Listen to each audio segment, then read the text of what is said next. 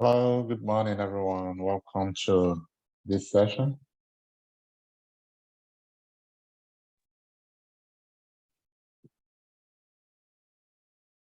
Hello, good morning.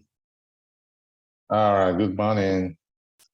Nice to have you guys. So, okay.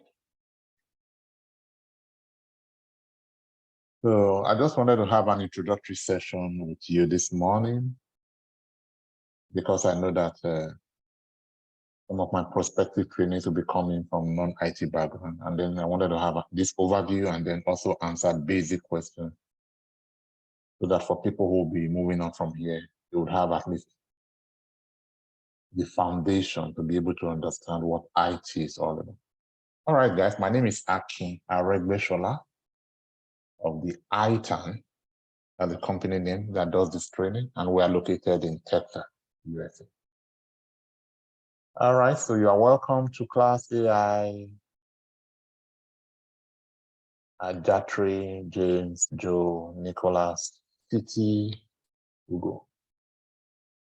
I was actually expecting more people, but I think the time was confusing. I didn't specifically say AM or PM, so some people think. Well, that's fine. This is being recorded and then it will be made available to you and people who are not able to participate right now.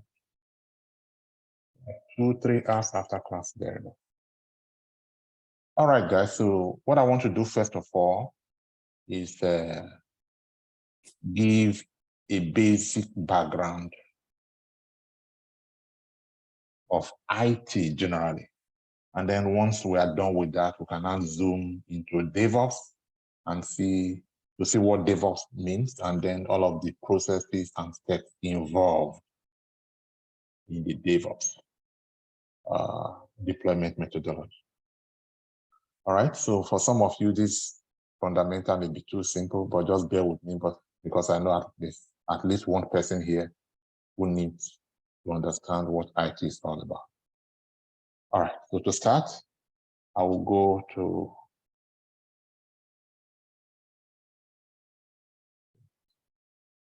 then I'll share my screen.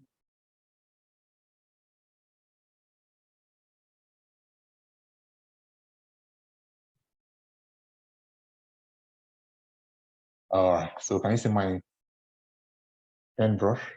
I can draw something. Did you see that? See me drawing? Yeah. Oh, okay. Is anybody joining here from Nigeria, by the way, or from outside US? No, like. All right, that's fine. So,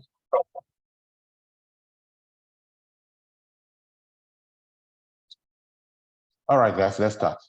So, what do we mean by IT? Information technology is basically, okay, somebody in London, okay, fine, Nicola.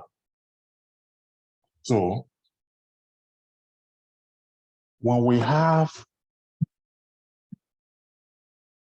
let us represent this, the computer by this. So we have this computer. Generally speaking, it could be anything other than computer. It could be mobile device, a refrigerator, a car, or the concept of Internet of Things, anything actually. But when I want to give something, example of something connected to something else so that we have a network, I'm going to say computer, even though it's generally more.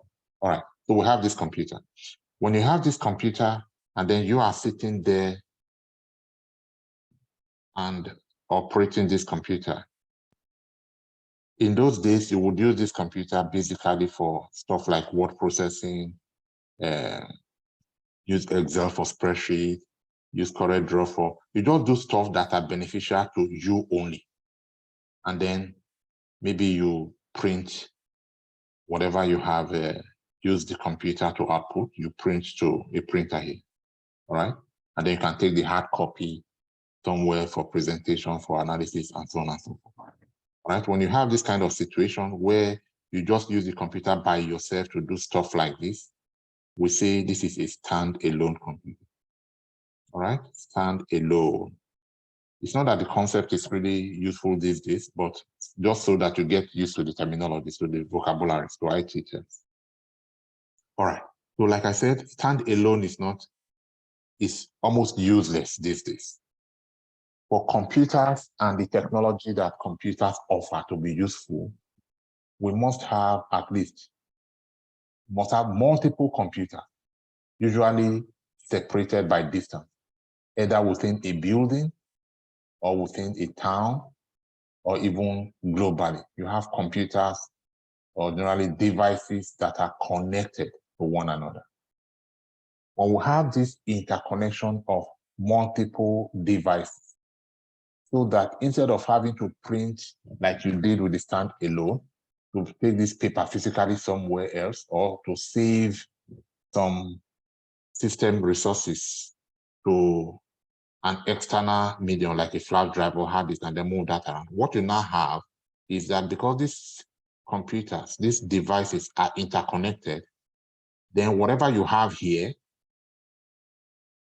can be made available right here without the need to physically move it. So in other words, another way to look at this is that if you have, for example, a resource like a database that is connected only to this computer, then this database, this records, this content of the database can be accessed. We'll call this one computer 1, we'll call this one computer 2, we'll call this one computer 3, can be accessed from computer 2 as well as from computer 3. In fact, from any other system that is connected through this network device to system 1. So when you have a system like this, where devices are interconnected for the sole purpose, for the primary goal of sharing resources. In this case, the resource is the database here, maybe the list of all of the customers of a particular bank. Here, when you have this, we say we have a computer network, or generally just a network. So this is where the term network comes into play. So we have a network of computers, of devices.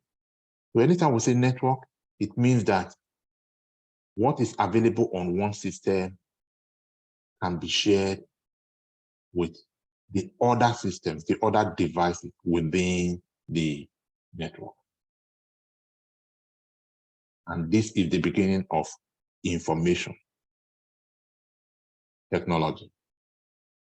It is the technology, all of the technologies that are involved in the process of taking this data, encrypting it, sending it over this network through this cable or through this wireless link to this other place, and then it is decrypted there, and then the person who is sitting here is able to access it in a meaningful way.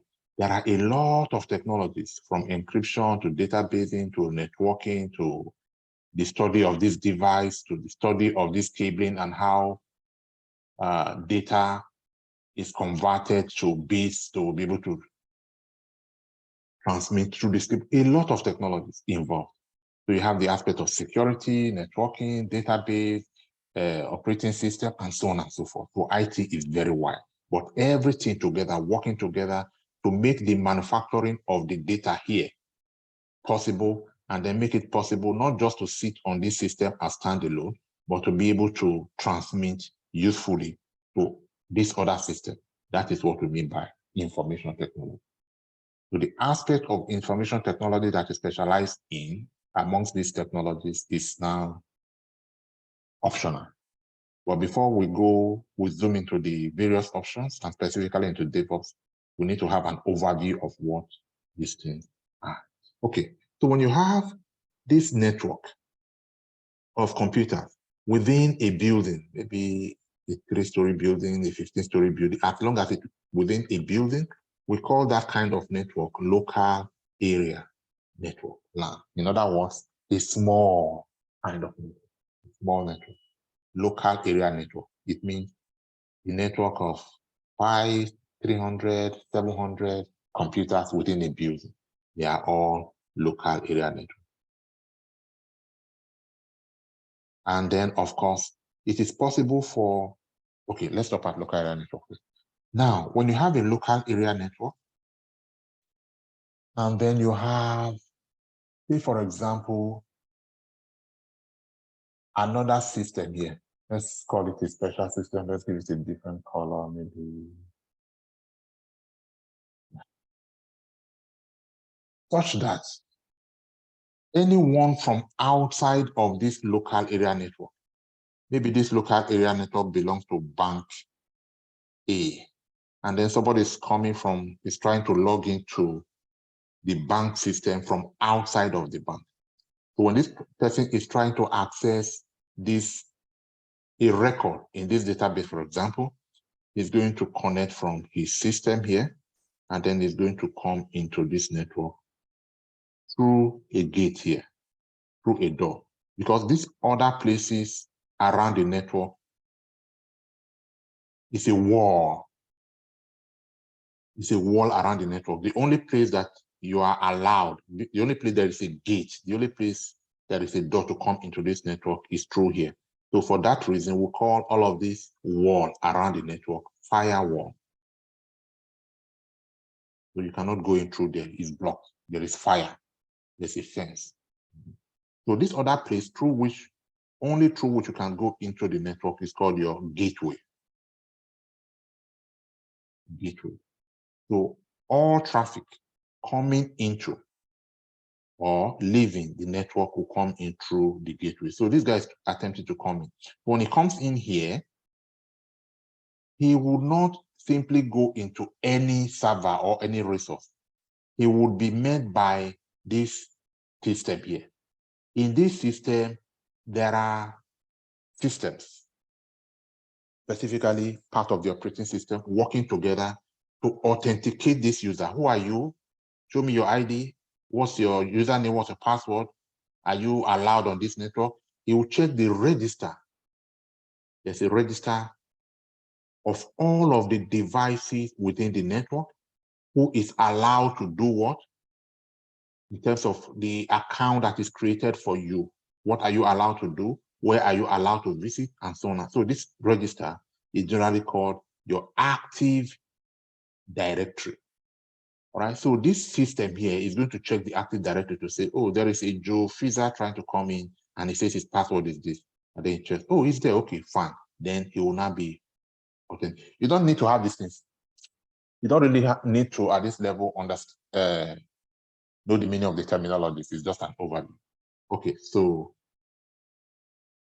this system will authenticate the user, and then by that authentication, he's allowed into the network. All right. And then there is also accounting and auditing. So basically, the system that does this and allow this signal from this guy to come into the network, and depending on what is said here, allow this person to access that resource or this resource or that resource. This system is generally called first of all, server, but server is a loose word. It simply means a system or a computer within the network that has a resource that other users need. So it serves them that resource. But specifically, this kind of system, this kind of server is called the domain. You can use it to many words. Okay. Domain controller. Okay, what I'm trying to say with all of this is that this system enables security. That's just the word I'm looking for. Security on this whole network. It is from this system and on this system that security is implemented for this network, so that not just anybody can come from anywhere to access resources on this network. Only people that have been genuinely authorized, authenticated, and allowed. All right, accounting, auditing, that's the meaning, but it simply means you are authenticated first of all, and then you are now authorized to go in, and everything you do in there will be monitored through auditing. Anyway, the bottom line, the key word, the thing to take away from here is that there is a server on this network that ensures security, such that no one can just come from anywhere and access any resource. You have to pass through this register that will now check and allow you to access specific resource that your account is created for and attached to. All right. So on a local area network where there is this server that ensures security, we call that kind of local area network corporate network. So not all local area networks are corporate. Some local area networks are just there without security. The corporate here means security. When we say corporate, we mean it has this security.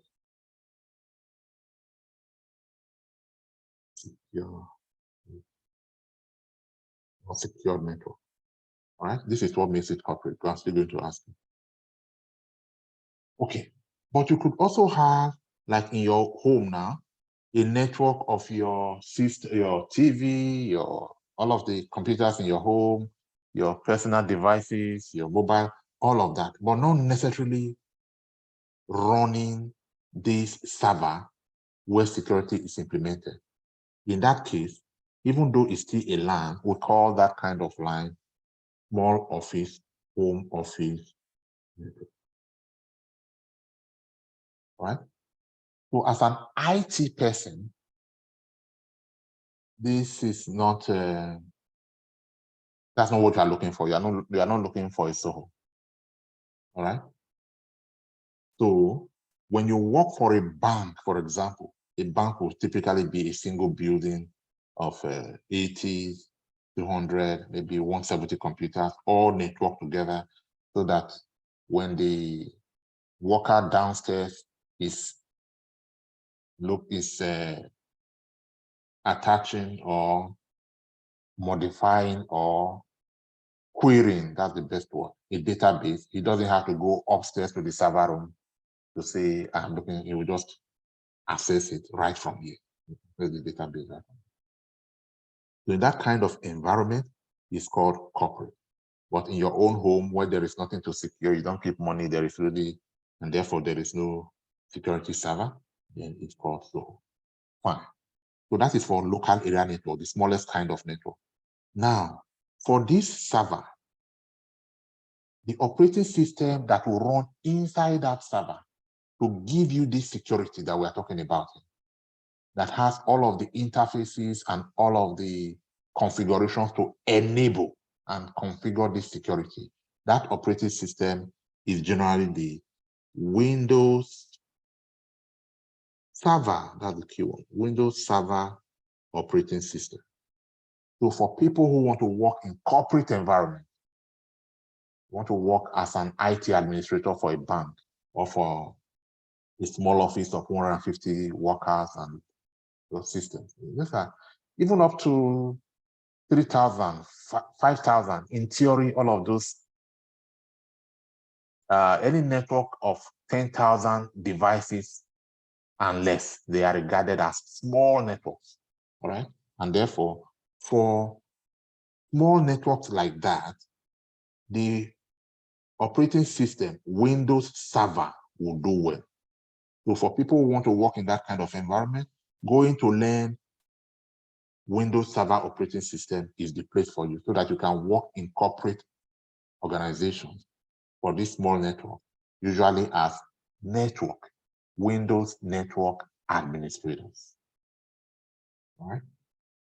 But these days, these are small networks. These are not able to deliver the kind of software, the kind of applications, the kind of solutions that are in vogue these days, that we are training to work, the kind of companies we are training to work. The kind of companies we are training to work for, like Facebook, Amazon, Google, and so on and so forth, they allow millions and now even billions of customers, of subscribers all over the world to connect to their resources, to their servers. Therefore, this kind of network is too small for that level of computing. That kind of network that is much bigger, that will now allow millions and billions of customers or of clients or of subscribers to connect, is called, compared to this one, enterprise. Enterprise network compared to corporate network. The corporate is small, enterprise is big.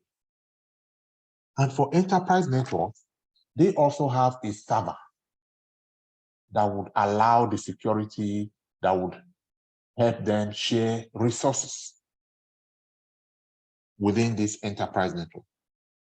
So within the enterprise network, you have devices from head office, branch office 1, branch office 2.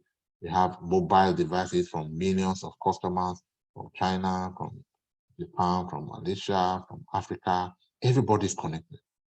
And now all of this network, all of these devices within this big network of millions of devices is managed from a single server. All right? This server will not run Windows Server. Windows Server is a child.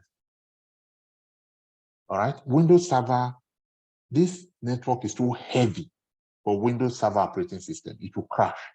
So there is a lighter, more stable operating system that will do this work effectively.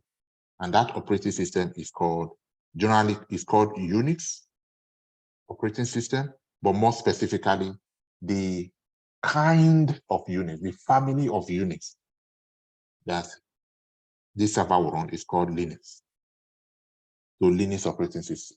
So this is the place of Linux as an operating system within enterprise network. And this is why we are starting. Okay, don't worry about what we are doing. So this is just Linux. So for somebody who wants to understand the security of this enterprise network, how all of these devices are connected, how this man here can have access to the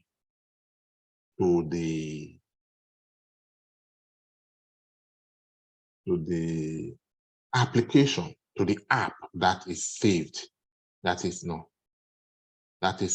installed within this Linux operating system. All of that will be learned from the concept of managing enterprise networks within that operating system, within Linux, right? So you cannot go to learn this in details if you do not even know how to use Linux to set up this environment and manage all of this.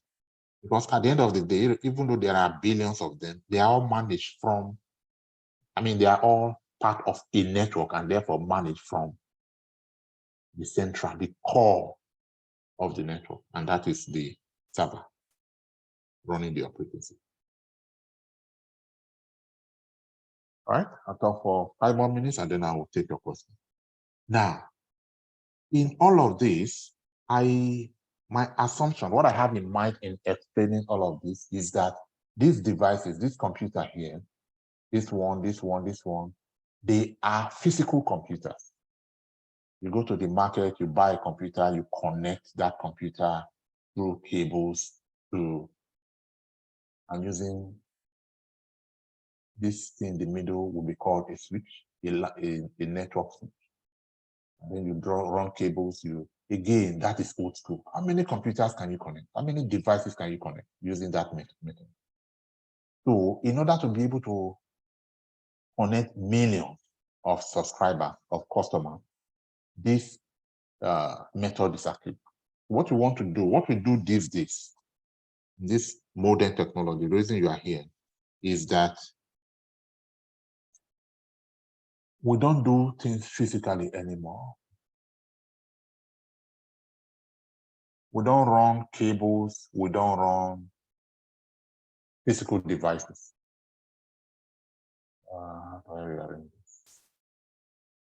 You just bear with me. So what we do is we go into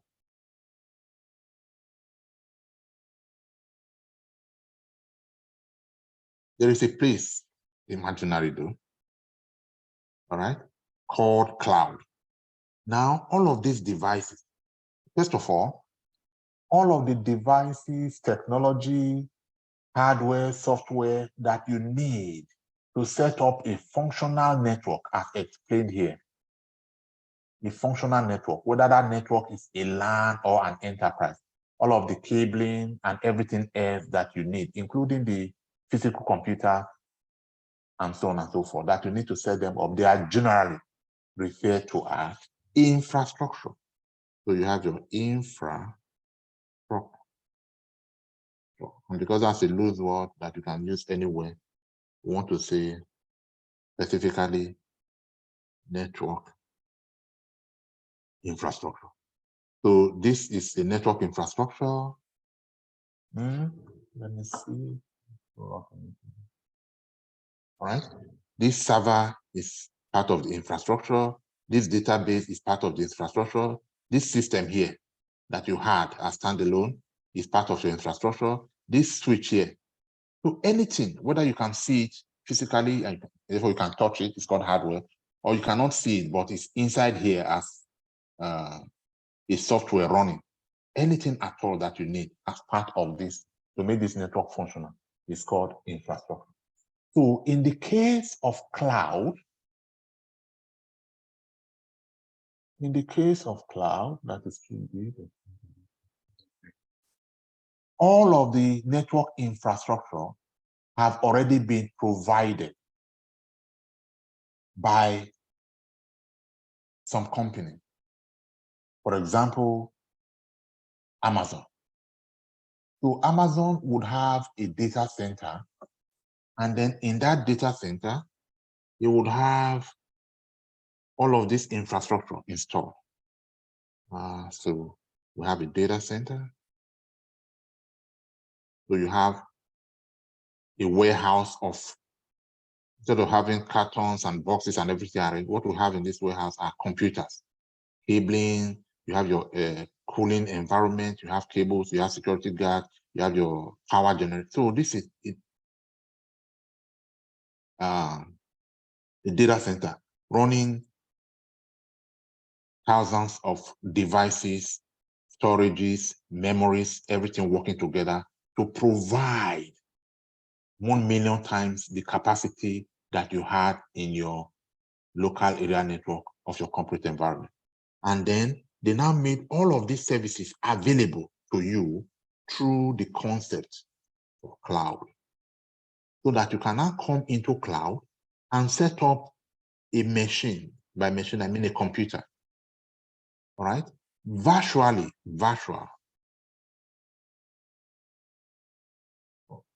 And that leads us to the concept of virtualization.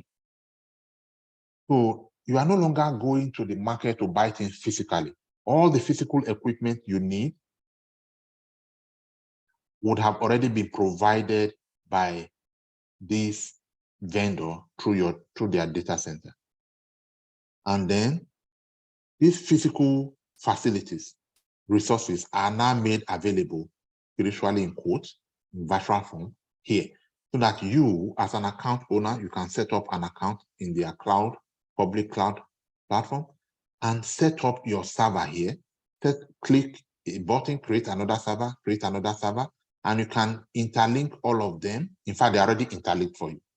And then you can, basically what I'm saying is that you can now have this whole concept of enterprise and this whole concept of LAN replicated in cloud without the need to rent an office, to hire staff, to buy generator, to do all of the things you normally would have done if you were setting up this on your own physically. Everything is already provided, and you just come here. Only 10 minutes, all of the security, all of the firewall, all of the switches, all of the gateway, everything you need that I tried to mention here earlier, you can now set up here within cloud. And in 10 minutes, everything is ready. So the equivalent of a 200 feet by 200 feet warehouse computing environment that you would have needed thousands of dollars to put in place can be created here in 10 minutes. And then you have the equivalent of that. And then you can now start to deploy whatever it is that you had in mind for setting up the, all right? So this is where cloud comes in. So this was 15 years ago, and then that developed, although it's still there, but the emphasis now is more on not just serving hundreds and thousands of people, but these days, solutions that you come up with are solutions that you will serve the entire world, and therefore corporate is not good enough. Enterprise is great, provided it is the virtualization. It is the virtualized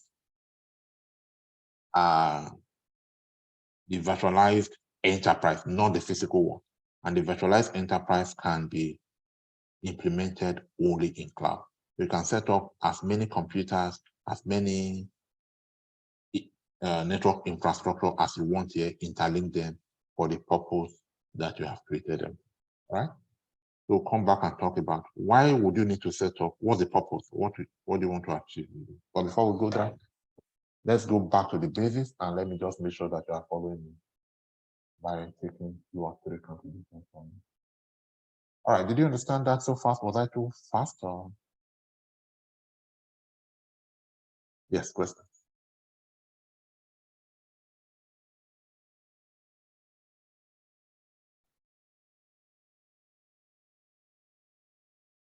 All right, so do you know what a firewall is?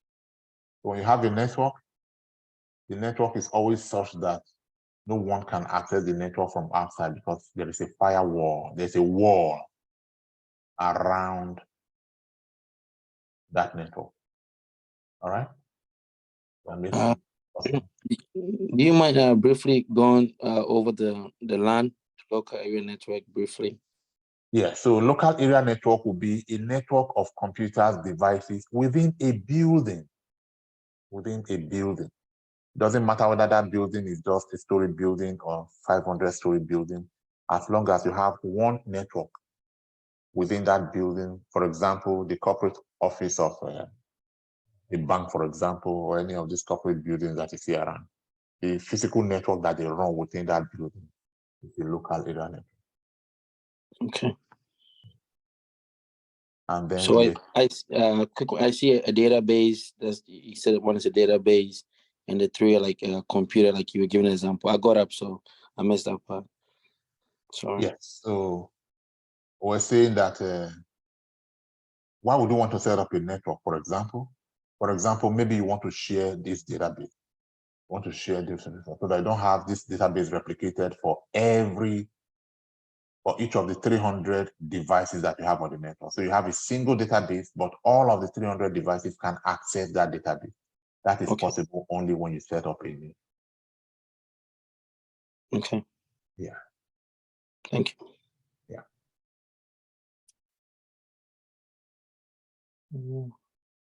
Okay, so when do you call a network corporate? When do you call a local area network corporate? When do you say this is the corporate network? Compared to another local area network that is non-corporate. In other words, it's just a small office.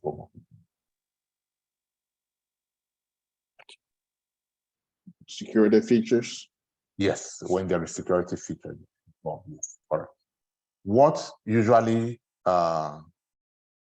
what would you need to have in place in order to make security features available on your local area network? Do you need credentials? The Windows Server? Yes, the Windows Server. So you need a Windows Server operating system. So if my system is running, what am I running now? Windows 11, that's not a Windows Server operating system. And your own system is running Windows 11. If you want to connect both systems, there is no security involved there. It's just peer-to-peer. But if we have another system running Windows Server operating system, and then we are both connecting through that Windows Server operating system server, then that third-party Windows Server operating system will ensure security, and therefore, provided they are configured, and therefore we can access each other securely. The person who is in charge of installation, managing, and configuring all of these security features of your Windows Server operating system, what's that person called? Is this admin? Yes, it's a Windows, a network administrator, or specifically because network is big, you may want to say Windows network administrator. System administrator, yeah. Sysadmin for short, but fully Windows network administrator. Network administrator. Okay, good. All right, so yeah, you're cool so far. So I started my business operating as a corporate network. At what point would I feel the need to expand my corporate network to enterprise level? So as my network administrator, at what point would you begin to recommend to me as the owner of this company? And then we need to upscale from corporate to enterprise. And you're exceeding what, 10,000 devices or something? Yes, that's a good it's a good one. Yes, something. I mean, you're right. All right, yeah. I mean, for now, of course, as we make progress in study, you have other. You'll be able to tell me more reasons, but for now, that's a great. All right. So, what is the concept of virtualization? When we say virtualization in IT, what do we mean? What's an idea?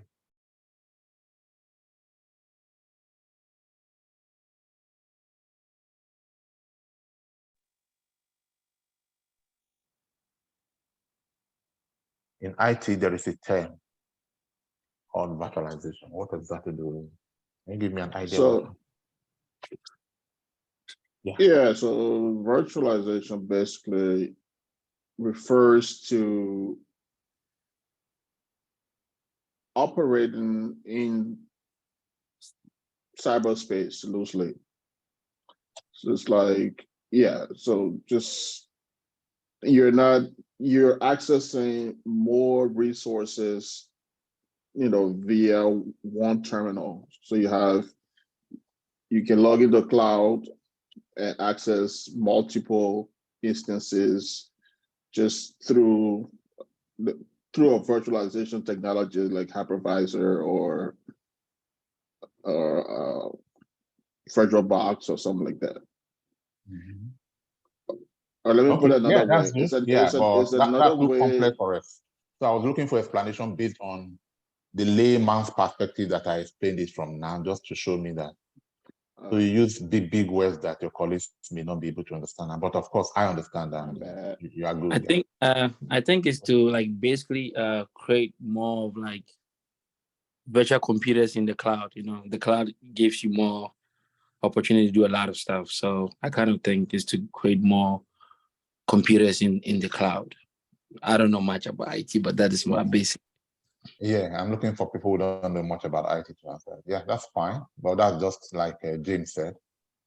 Is it like it's like a visual version of like resource of device, like server operating system, storage device, and so on. In the cloud. Yeah, in the cloud. It doesn't have to be cloud, but in this case, yes, cloud. But yeah, but I feel that you are really speaking at the level that this means. Yeah, you are all correct, but at the layman's level in this first class, yes. So the virtual form of the physical devices. So rather than having all of your system set up physically, you are now using their virtual form and simply clicking and setting up. And of course, this is normally done in the cloud because the cloud would have provided all of the resources that you need. But at some advanced level, you see that it doesn't have to be cloud. Like, what was that? The first person mentioned, James, you can also have virtualization third-party software to enable this outside of cloud within your own resources within your own system. For example, Oracle VirtualBox, and so on and so forth. Like you mentioned. Beautiful, but correct. You are following. You are following. Not people who already knew before they came to cloud, but from what I have said, you are following. Okay, so where does the term data center come into play in all of this? When we say data center, where's the place of data center? Specifically, That's like Amazon. You know, they already have all these things set up. okay, so what I mean is within the concept of corporate network, enterprise network, virtualization, cloud, can you fit data center in there? Where is the place of data center in all of this? In the middle? Middle of well, yeah, you need to use those terms to tell me. So data center is actually where you store those physical servers. That provides what? So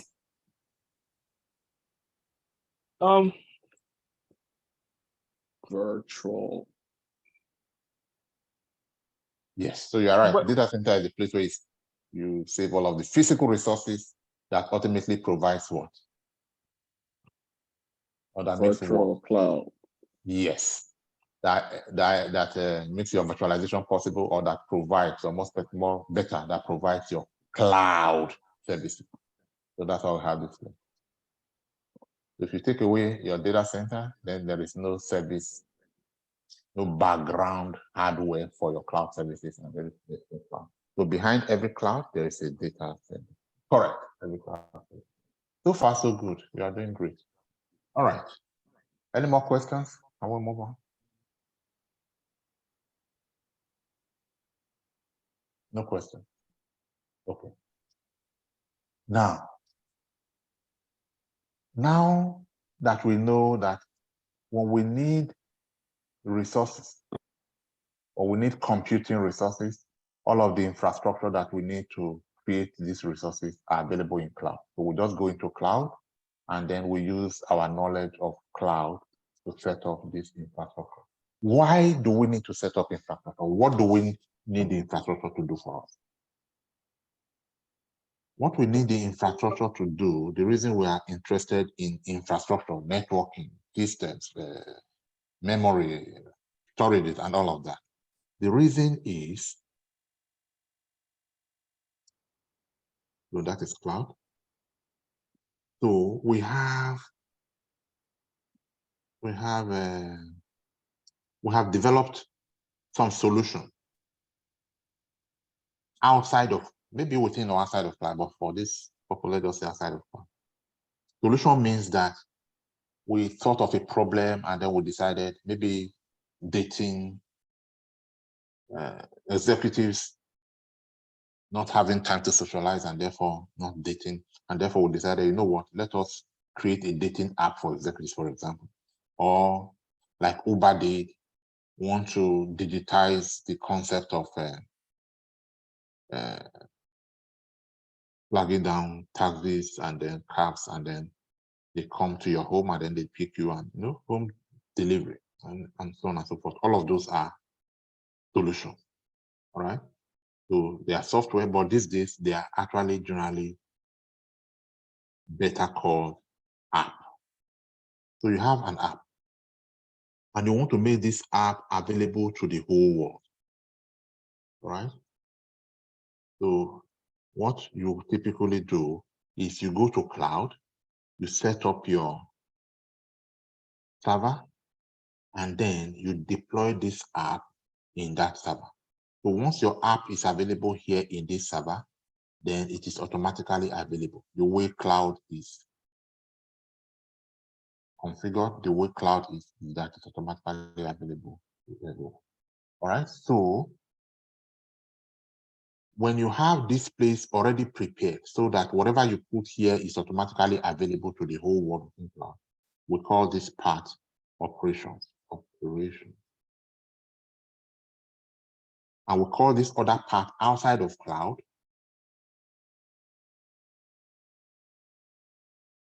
usually you have your developers working, writing codes and putting the codes in a central place like that. So you have developer 1 from India, developer 2 from US, developer 3 from Nigeria, all of them writing code.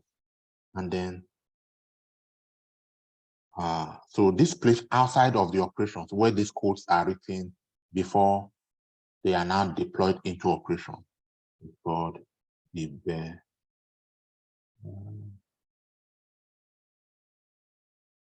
Okay. Development. All right. So we have developers on one part, we have operations on the other part.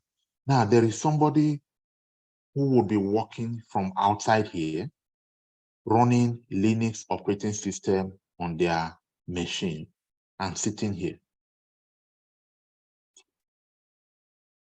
So this person,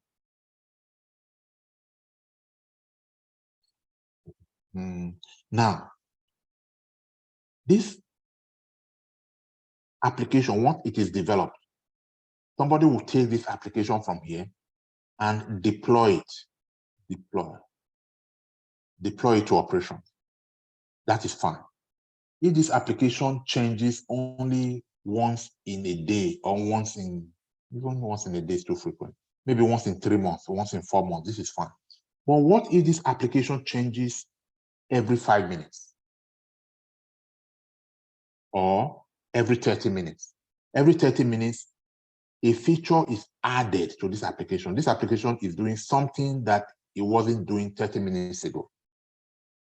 It means that the frequency of change is so fast that the person who is manually taking this application to deploy to operations will not be able to catch up. So what you want to do in IT is to automate this process so that every time there is a change in application, automatically that change should result in the equivalent change in operations. You automate so that you don't manually have to come and pick application from here. Let me give you a real life scenario that is really close to this. So you have your drillers drilling crude oil, maybe onshore or offshore on this part. So they are drilling crude oil. And here you have your refinery. All right. So if you line up trucks here and trailers and tankers, so that once they drill, they fill the tanker, and this tanker will manually drive all the way to refinery to pour into refinery, the plant, and then the crude oil is refined into the different products, and therefore the whole world, the customers, the public can have access to those refined products. So that is one way. But is this effective? It's not effective. What if you just create a pipeline from the rig all the way to the refinery so that it passes through that pipeline, and then that is automation. Automatically, as you are drilling here, your product is going through the pipeline and it's being delivered to the plants here, and then being refined, and then the public is having access. So this setting up of pipeline is equivalent to automating the process of delivering your crude material to your refinery. So in the same way, to automate this process, we set up pipeline here that would automatically take changes here and deliver to operation. So the person that is responsible, the person does not necessarily have to be a developer, because there are developers that are writing the code. So, but once the codes are written, there's somebody else or a different department that will take the codes, convert the code to apps, and then deliver the apps to operation so that it is available to the world. That person is called the DevOps. Dev from development, and then ops from operation. Engineer. Engineer because, like the pipeline people in refinery, that would be engineers civil engineers, mechanical engineers, structural, and all of that to be able to do this. You also have your software tools that you would learn to be able to set up this pipeline, tie the knots, use the appropriate tools to make sure that there is end-to-end delivery of your application. So ultimately, you are going to become DevOps engineers, people who work in this scenario with developers on one hand and operators on the other hand. Who are the operators? People in operations are people who are familiar with cloud. They know how to set up this machine. They know how to put a firewall around this machine. They know how to set up a database that will work with everything that has to do with ensuring that this machine is highly scalable, highly available, cost optimized in industry standard way. These operations people know about it. So you cannot deploy to operations. As a matter of fact, you also should be an operations person so that you are able to, first of all, provision this infrastructure. You are able to, first of all, out of nothing, make this infrastructure, make this server available. And then thereafter, take these codes from these guys that is temporarily saved here, convert it to app, and then deploy that app to operation. So to be able to do that, in other words, to become a DevOps engineer, you need to learn Linux, because all of these machines, each of these machines here, including this, they are running on an operating system. And that operating system, as long as you are not catering for just 10,000 people, is almost always Linux operating system. You need to learn that operating system, Linux. Then on top of Linux, you need to be able to go into cloud and set up whatever service you need in cloud. Set up infrastructure, set up servers, which is part of infrastructure. You need to know about database, about Route 53, about NACO, about VPCs, and so on and so forth. So for that reason, you are going to learn cloud. The biggest provider of cloud services is usually the best way to learn how cloud works. And that biggest provider is AWS. AWS, it means Amazon Web Services, the cloud environment and services that is provided by Amazon. So you are going to learn Linux. You are going to learn AWS. What else are you going to learn to become a DevOps engineer? You are going to learn the tools that we need to set up this pipeline and automate the process. All right.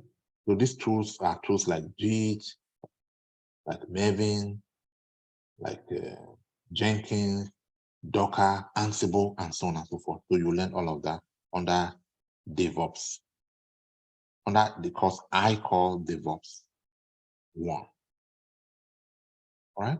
And then it gets to some level where you want to automate this whole process. And instead of, let me not go too far, but there's an advanced part of that that we call DevOps 2. DevOps 2, which is more advanced than DevOps. All right. So what am I missing here? You know, Linux, you know, cloud. And then, you know, we talked about automation. And then later on, you see that it's one thing to be able to go into cloud, like we can start today, like we'll show you now, and then manually, by clicking of your mouse around, you are able to set up infrastructure. That is one thing. All right, we can go into cloud right now. We'll set up server, we'll set up 1 or 2 services, and we'll start to use them. In 5 minutes, everything is ready. I can actually deploy a live application now. It doesn't take anything. But that's not what employers are looking for. Employers are not looking for people who would manually go into cloud and be clicking stuff. They are looking for people who, in fact, everything about IT is always automation. IT is never complete. It's not IT when automation is not involved.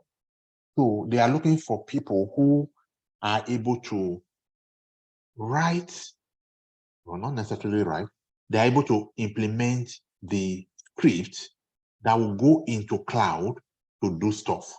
So instead of you going into cloud to manually do stuff, you just get a code. Usually you get GitHub Copilot to generate the code for you, and then you just run the code, and then the code by itself will go into cloud and do everything you need it to do. So the beauty is, if you have to do this work 20 times, maybe if you are doing it only one time, you may not appreciate it.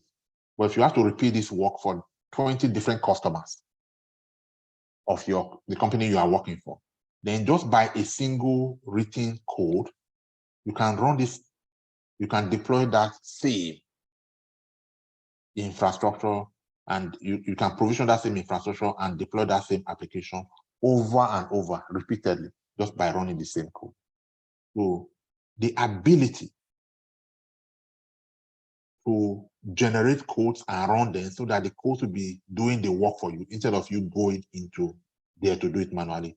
This is where you begin to say, I am an IT person, I'm looking for a 6-figure job. And the ability to do this is what we call infrastructure as code. All right, so you are going to learn. It's not hard to learn. Don't be frightened by the big terminology. How you can, where to get the code from as templates and edit and then run them so that your infrastructure is set up for you. Because you need this infrastructure to be up for you to have a place to deploy this application. So your first job is set up the infrastructure. The second job is pull your codes and build it to the application. And then the third job is to build this pipeline that would automate the process of application deployment to this infrastructure. So for that reason, we need to learn infrastructure as code. So, and then of course, in addition to these 5 courses, there is a course that is, there is something in IT now that we can no longer have, but we can no longer run away from. The more we are running away from it, the more we are depriving ourselves of opportunity. All right? We have run and run and run, there's no going back. It is this part that I call automation, otherwise called coding. So you want to learn how you can use a very popular automation tool like Python to be able to perform simple tasks. So the whole goal is, as much as possible, by the time you are mature for job, you are not actually, even though you already know about cloud services and how to go in there and do stuff, you are now actually, let me just show you. Can you see? Yeah, you cannot see my.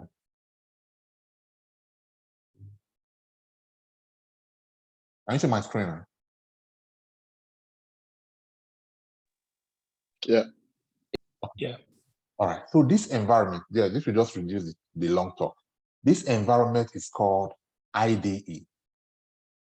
IDE, Integrated Development Environment. And then on the other hand, look at this environment. Let me go into cloud for you. To go into cloud is AWS, Amazon. It's not the proper cloud. I'm just trying to show you stuff. Demonstrate. So let me quickly go into cloud. This is my cloud account. You are going to have one as well. And then let me log in. All right. So now I have my cloud. So if I was coming here to manually set up my servers, I would say EC2. There are many services in cloud, but the simplest one is EC2. Let's quickly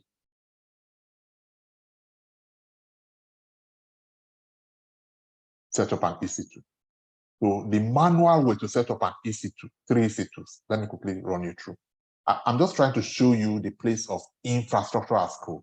That's all I'm trying to show you here. All right. So to set up an EC2, which is the word, the term that Amazon, AWS calls virtual servers in cloud. To set up a virtual server in cloud called EC2, I'll just come here and I'll say, call it any name, maybe my first EC2. Right? And then later on, I'll show you the details of all of this. But for now, I'll just come here and do it. All right? And I say launch EC2. So look at my EC2, my server in cloud is coming up. Now I want to launch another EC2. So I come here and I say launch my second EC2.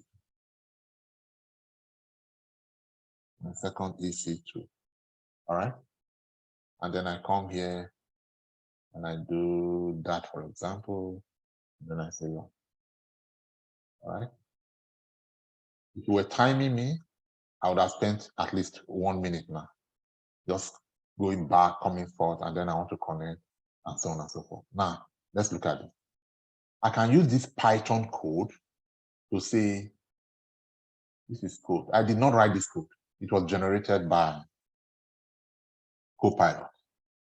All right. So these days, you don't really have to learn how to write code like we did in university. Everything is now available online. But you need to understand how it works. We'll explain how it works, but no. Anyway, so I come here and I say, because I have this code, I just say, you know what, go into cloud and set up 5 EC2s for me, 5 machines. All right.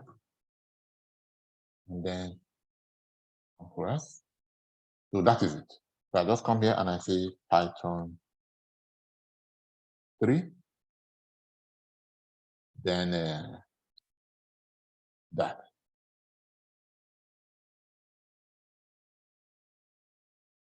Okay.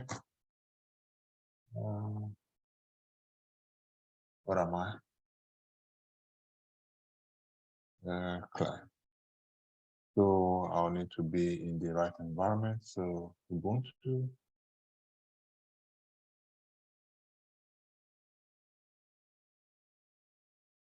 Okay. ls-l.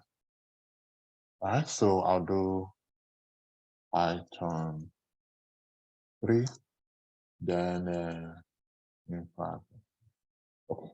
So just by running this command and pressing enter, if I go to cloud now and I refresh, you are going to see that, look at it, it's creating 1, 2, 3, 4, 5 EC2 for me. So what if we had 30 clients to do this for in a week? Just by staying here and running that code, it should take me only 15 minutes to do what it would take somebody else like 50 hours to do if they had to come here to do things physically. All right. So this is an example of setting up infrastructure using code instead of doing it manually. This is what we mean by infrastructure.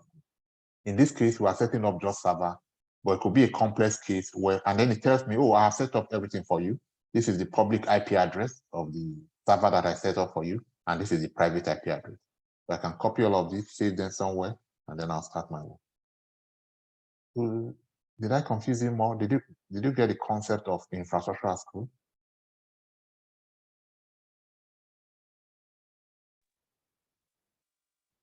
Yeah.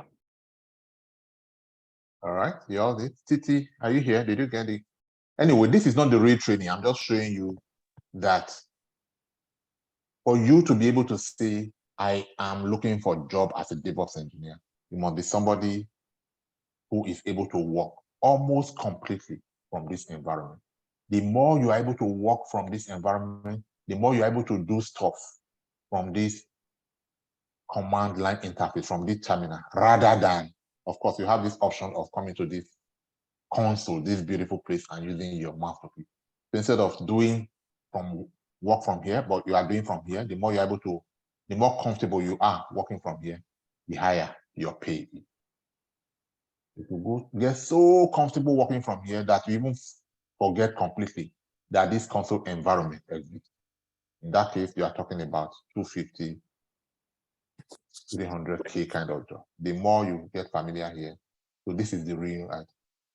And without infrastructure as code, you'll not be able to work.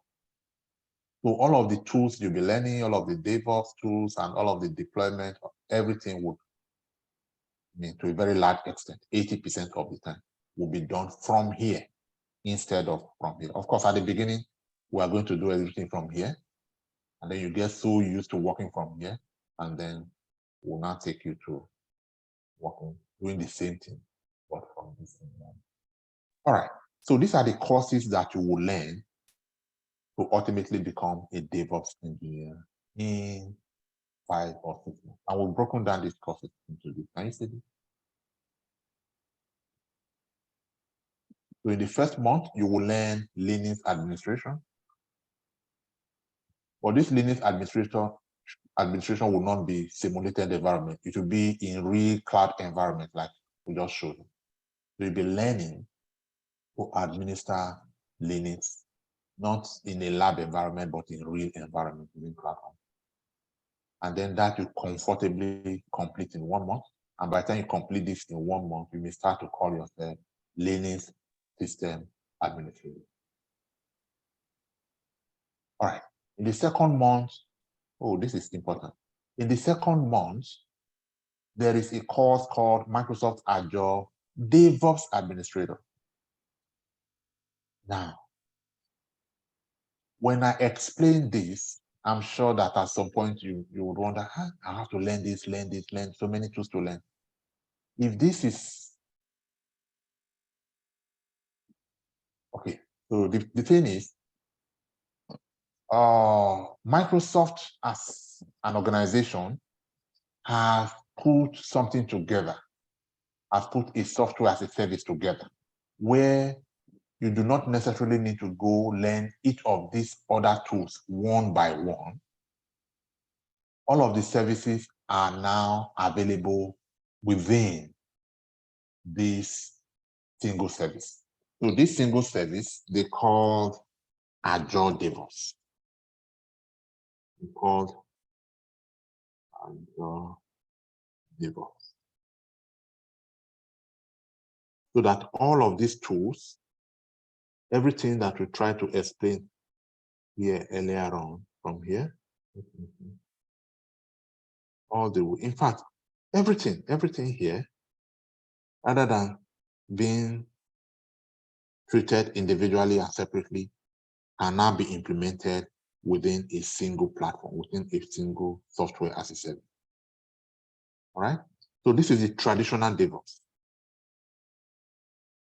And this is Azure DevOps. So companies are now embracing this concept of, why do I have to go and learn so many things? Why don't I just focus on doing everything within a single platform? And therefore, the demand, the market for Azure DevOps is now growing. Even though like 85% of companies would insist on using traditional DevOps, some 10 to 15% of them are now using, in other words, there's market for it. So what we want to do is within the first 2 months, we want to get you ready for Azure DevOps so that even while you are continuing training, if you want, you can begin to look for job out there once you have learned how to use Linux in cloud environment, and then you have also learned how to use Azure DevOps. All right. So in the second month, we'll be talking about becoming a DevOps engineer or a DevOps administrator, actually, not engineer, because here you are just using tools by third party. You did not create the tool by yourself. You did not set up anything by yourself. So that's why we're calling this one administrator compared to the other one that we call it. All right. And then the third month, you will now learn this very important part of IT, which is the automation part.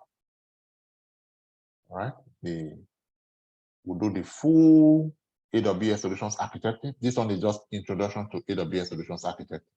Here we'll do additional core services, and then we'll also teach you how to use Terraform to provision your infrastructure. By the third month, you can now call yourself your AWS solutions architect. So first month, you are Linux administrator. Second month, you are Azure DevOps administrator. And then third month, you are AWS solutions architect. All right.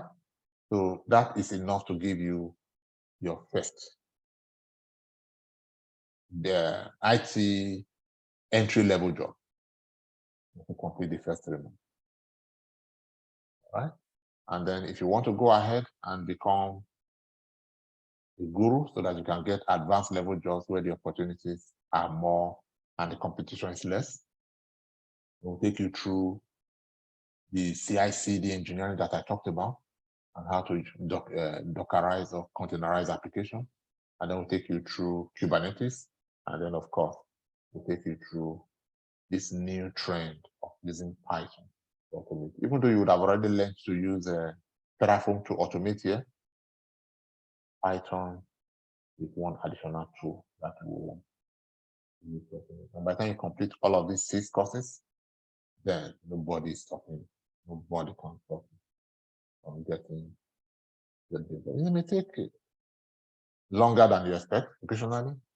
When you expect that you get a job immediately, it may take additional 2-3 months. But ultimately, with all of this knowledge, nobody can. All right, so these are the courses that you'll be going through in the next 6 months, actually 5 months. And then alongside the mentorship would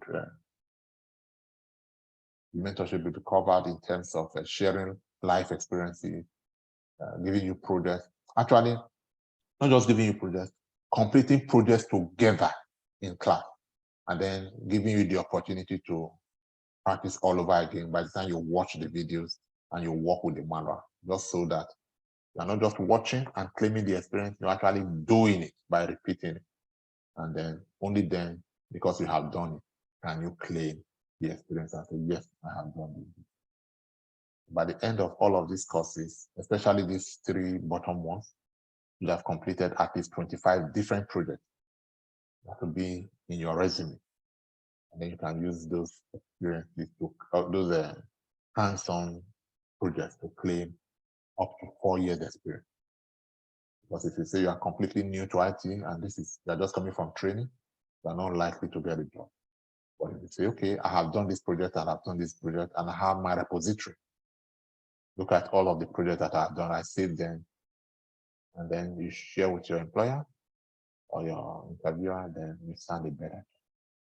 All right, so this place is called repository, where all of the code that you built into application are saved. And then you can show them this demo to say, yeah, I did it, look at it, that's what I did. As a matter of fact, it's becoming common now for employers to say, show me your work, me prospective employer, show me what you have done along this line for me to see.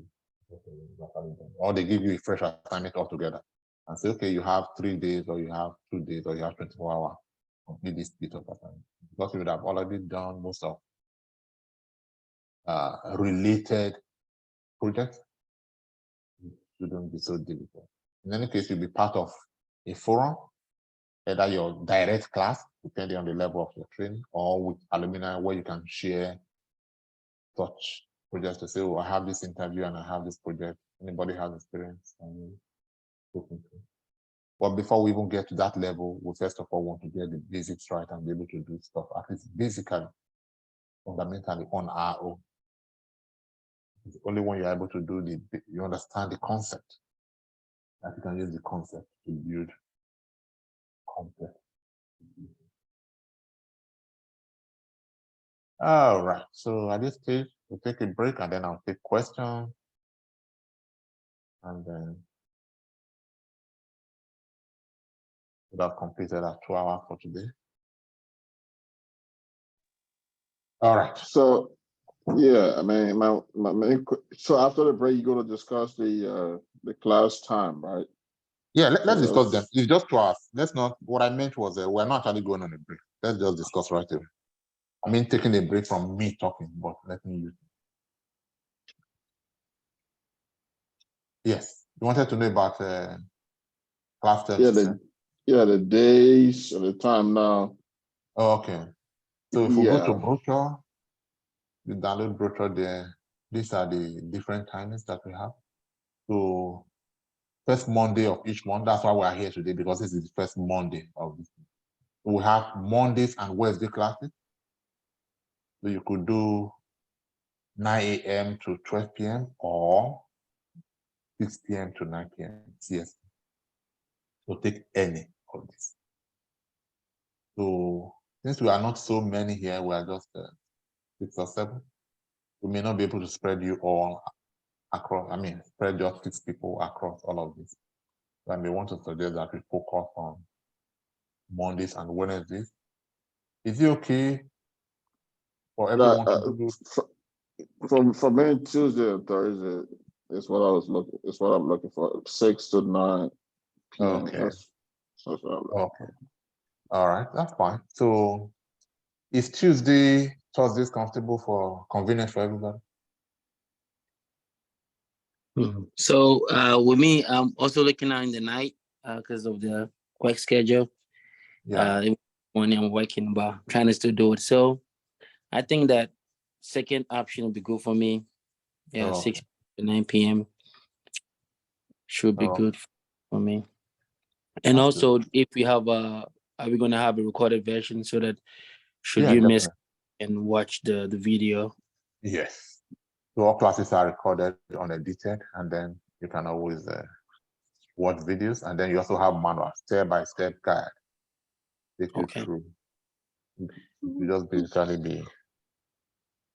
Okay, so I was also looking out for the cloud solution architect, and I was wondering that after we go through the class, we should do a certification as part of the completion. Yes. So for the only certification that we strongly recommend is the Cloud Solutions Architect Associate level. So by the time you complete let's do that.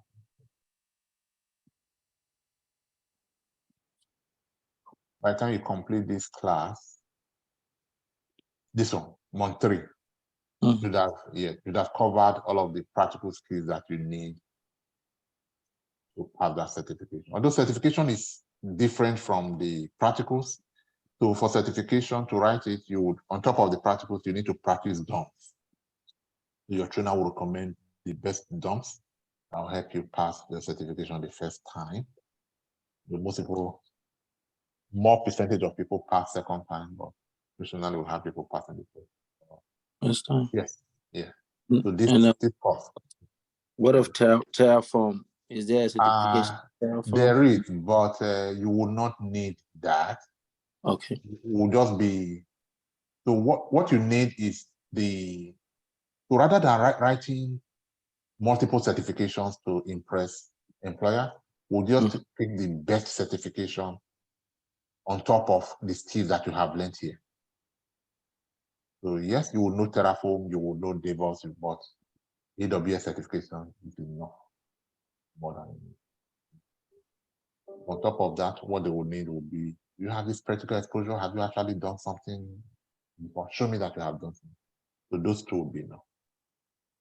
However, if you now decide to write any other certification outside the one that we have recommended, then you need to do additional work, cover additional ground. For example, if you want to write Terraform, Terraform is so simple, it's one of the shortest courses. But you may need to do additional work on top of what you do. Okay. Yeah. So as for the AWS, we'll have covered that. You don't have problem with that. Your trainer will give you all the support you need. All right. So is there anyone here who would like to proceed, but this time is not convenient for this Tuesday's, Thursday schedule is not convenient?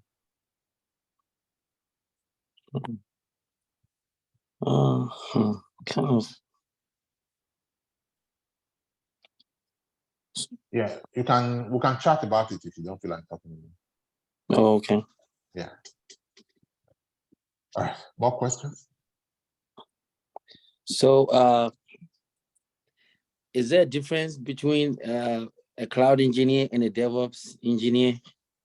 So the cloud engineer is a general concept, everything that happens in cloud, but DevOps is one arm of cloud engineering that is responsible specifically for automation of processes between these two.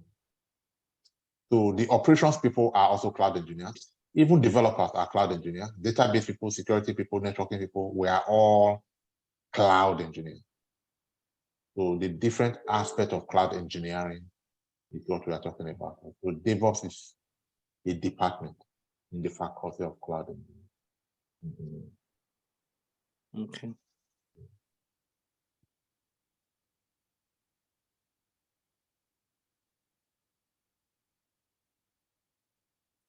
Yes. Question? I have a question. Yes. Yeah. Is there any reason we have to learn Python? You know, Python being the last thing we'll learn Yeah. in all of this. Is there any specific reason for that? Because usually Yes. I was thinking that it has to be the first, so to make the other courses more easier to grab. Oh, okay. Oh, you are saying, is there a reason we are reserving Python Yeah. to the last course instead of the first, being the first course? Yeah. Oh, okay. So the reason is the last course is now Python is wide. You can use Python to write application, to do a lot of stuff. But the aspect of Python that we are interested in as DevOps engineers is to use Python to automate our DevOps process. That's what we're interested in. So if we don't already know the process, then what are we automating? So we have reserved it to the last position so that what we already know the actual processes, what we are doing, and then we'll now know, oh, this is what we're trying to do. Oh, we'll just use Python to automate. So if we did it first, then we'll not, unless we are doing it as developers, it will not make so much sense because we don't even know what we are using it to automate. So developers are people who write scripts, who write codes from scratch. For example, I say, write a program that will take numbers and calculate and give me the result as developer. It will make sense to do it as first call. But as a DevOps engineer, you are already a DevOps engineer. You are only learning to use Python to automate your DevOps engineering processes. So the first 5 months will first of all make you a DevOps engineer before you now know how to automate. Now, you would have already known how to automate, to be honest. We're just specifically interested in Python because Python is becoming more and more popular as the preferred automation tool. All right, so if you go at interviews, they will ask you, can you automate? Yes. How do you automate? You can automate using Linux bash script, shell script, Terraform, YAML, but something is still missing if you are still not able to automate with Python. So make it complete. We're now showing you how to automate it.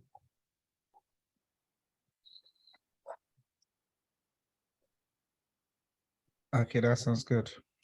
Okay. And that's relatively new, actually. We're just introducing Python now.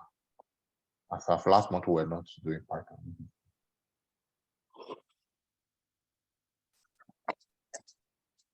So Python, huh? Yeah, it's becoming too popular to be ignored. It's becoming too popular. What about, because I've done some research, and in most cases, like some of the stuff I came across, be like you have to have a knowledge of Python or Ruby. I don't know if that's the right pronunciation. Yeah, So Ruby, yeah. yeah, I was wondering, like, some companies, are they like specific on which one they use the most, or once you have a knowledge of Python, how to automate with it, you're good to go? Yeah, you should be very good to go. Ruby is like Ruby is an option for Terraform. So the tools that we have selected for our automation just happen to be the industry standards that 90% of the time the industry uses. So on top, in addition to or optionally to Terraform, for example, you could do Terraform, Ruby, Chef. So Chef, Ruby, Terraform, essentially, even Ansible, all those 4, you can alternately use them for the same kind of automation. But what is majority of the market players looking for? That is what guides us to.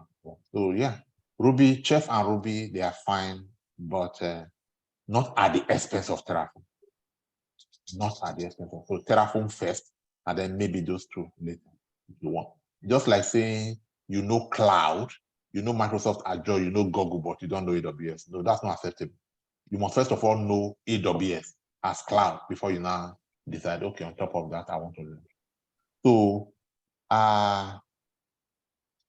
Chef and Ruby will be more, Puppy is the other one I was talking about. Oh, I had Puppy in mind. Puppet, but pronounced Puppy. All right. So no, not Ruby. Sorry. So specifically between Ruby and Python, unless you are learning both, if you want to take one, Python is the more popular one. Out of every 10 employers asking for automation, I should guess that all 10 of them should be more interested in Python. And then on top of Python, if you now know Ruby, it would be extra advantage. Okay. Yeah. So yes. Personally, I don't know Ruby. I've not worked with Ruby. But Python by itself is is by far up there. On the bar chart, if Python popularity is 90%, Ruby will be somewhere around below, maybe around 50 or 4%. Yeah, Ruby is a lot less popular these days. Yeah. Python is so interesting. It's able to do stuff that I'm wondering.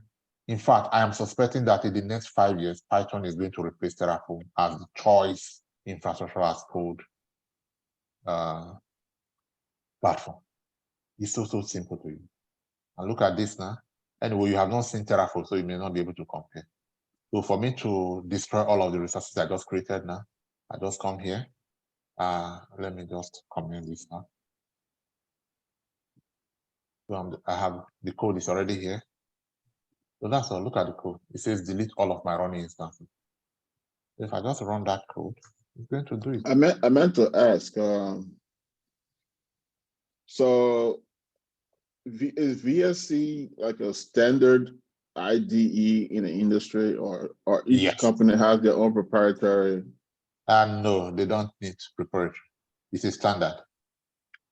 Okay. No, at the level of IDE, they don't have preparation. So this is more like the standard. But if it's something to do with their own server, this one you are working on your own outside of their server. Right. Your own personal work environment. Yeah. Visual Code is standard. Although there are others like Eclipse but VSP is more. Like I said, we deliberately selected the most popular one. All right, so I ran that code and all of mine.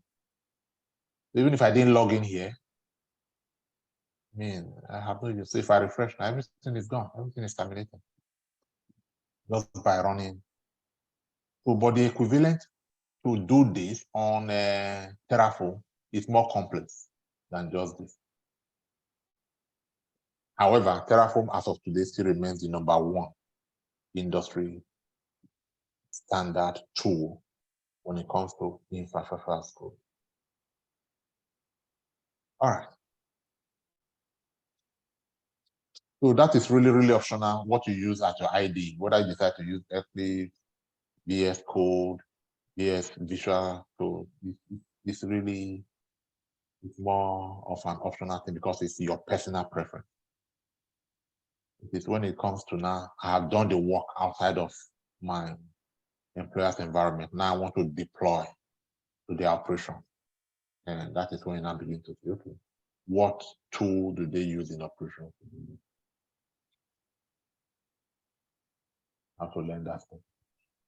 And they also change tools. They create a company that has been using Terraform and decide, you know what, this new project, for some reason that they have decided at the boardroom, we're going to use Chef this usual tools. And then they just ask you to go and learn Chef or go and learn the new. So that's one of the reasons IT is not very.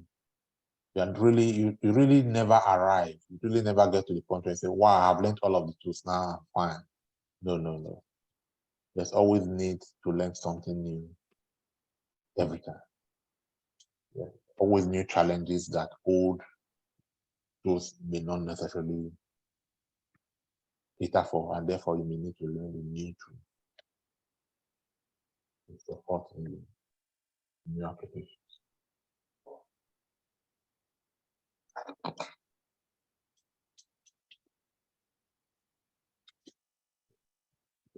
Yes. All right. So after class, you have the mobile number, right? The WhatsApp number. Send the inquiries, and then we can take care of you specifically if you don't want to discuss that. So as for payments, some of you already made payment. For those that would like to proceed to make payment and then register for the class, we'll add you to WhatsApp group. So when you're practicing and you run into problems, just take a picture of the problem you have and share it on the group. And then your trainer, your colleagues, everybody will be able to support it. So this is what you are doing wrong.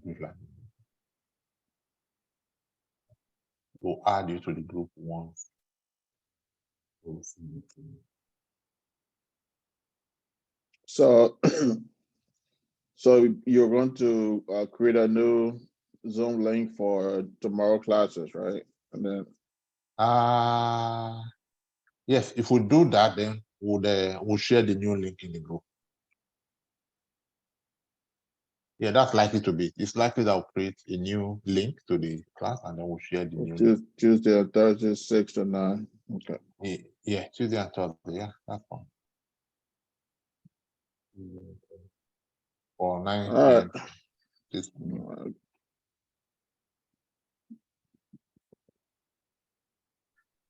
Yes, any other question? Is it possible to have a one-on-one with you, like call you briefly, like 5 minutes, if that's okay with you? On the WhatsApp number. After class? Yes, sir. Okay, no problem. Thank you. Yeah. Bye.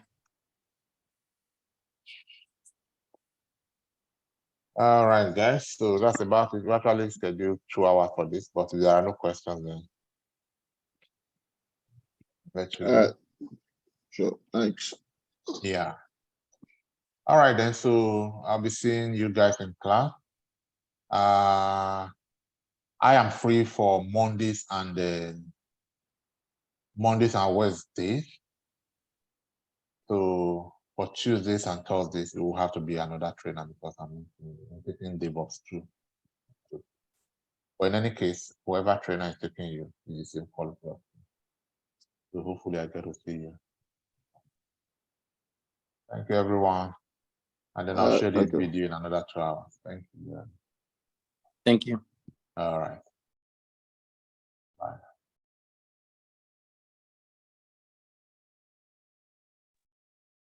Thank you. We're doing what we can, Alan.